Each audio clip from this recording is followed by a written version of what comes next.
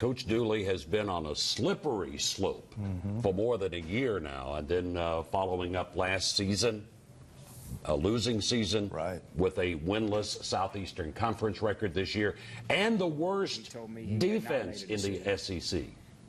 Here's Coach Dooley. 6-6, despite what all the reports are. So either, the sources are wrong, or Dave wasn't being forthright with me, and I have no reason to think Dave's not being forthright with me. He's an honest man. He's always been honest with me, and I've appreciated how he's handled everything about this. I'm worried about Vanderbilt, and I can't make that decision. I can give you compelling arguments why I should, and there's plenty of compelling arguments why I shouldn't. All right, and it's not going to be your decision. It's not going to be, a bunch of these sources' decision. It's Dave and the Chancellor, and it's their decision. And I can't control what they think. We've had a lot of good dialogue. I think he's got a good handle on how I do things in our program, where we are, and why we're not getting the results we want. And so you move on and live with it. The Vols are winless in the SEC this year. They have to win their last two games at Vanderbilt Saturday and against Kentucky in Knoxville 2 weeks hence to become bowl eligible. That means getting 6 wins on the season. Will Coach Dooley weather the storm? Who knows? He does have a year left on his contract, and that contract includes a $5 million buyout, similar to our contract here, but a little bit different. Well, it's amazing to think when you're talking about an SEC team that you're talking about a team that has lost 13 out of their 14 games. It's very uncharacteristic of the conference, and a lot of people want the change. If anybody knows if there's going to be a change, it would be Dave Hart. Dave Hart is the athletic director in Knoxville, and he ain't talking. Okay. All right. Thank you, Daryl. We'll be following it. Of course, the buzz about Dooley's future has spread throughout the Vols nation. And, of course, right here in Chattanooga, everybody is talking about what may or is expected to happen. That's right. News Channel 9's John Madewell joins us now with more on reaction from right here in the Tennessee Valley. John. As you said, it's been a hot topic. It's our Facebook page has been blowing up. And we went out to a sports bar today, and we spoke with several people there.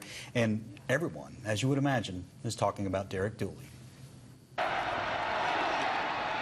SEC fans are passionate about their teams, and Saturday's loss to Missouri has Tennessee Vol fans on the edge of their seats. They're all asking, is this it for head coach Derek Dooley? Pretty much every day. I check it at least 2 to 3 times a day. Constantly, I guess, kind of live and die on Tennessee football.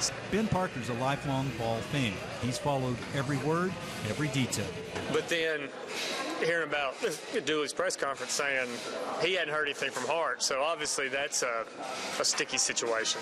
Tim Price, another lifelong fan, is in Dooley's camp. He doesn't believe the early reports.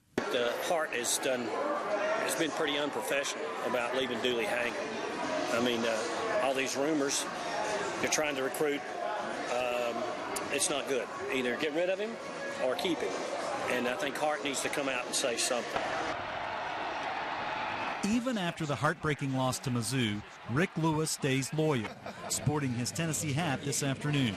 But as far as the coach, I hate it to be a revolving door on coaches, every 2 or 3 years, but unfortunately I have to agree that it's time for a new face already. I hate to see Dooley go. I like Dooley, but I believe that it's time for him to go. Even rival fans are talking about Dooley's future.